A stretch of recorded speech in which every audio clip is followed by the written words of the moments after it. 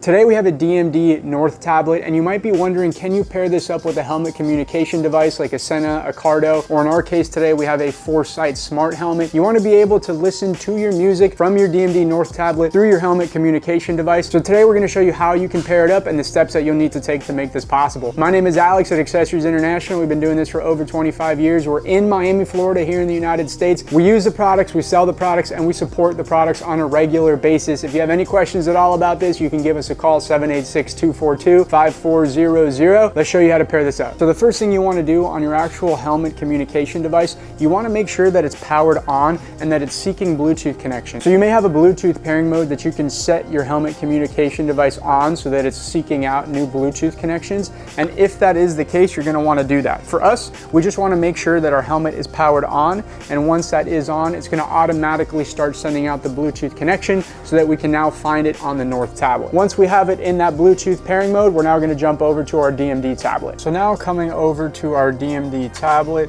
we're going to go into the settings and we're going to look for our Bluetooth connections. We'll hold down on our Bluetooth connections and we'll see all of our devices that are in the area. We'll hit this pair new device section, and as long as your communication device is in pairing mode, you'll see that it shows up here. So we have found our Foresight helmet.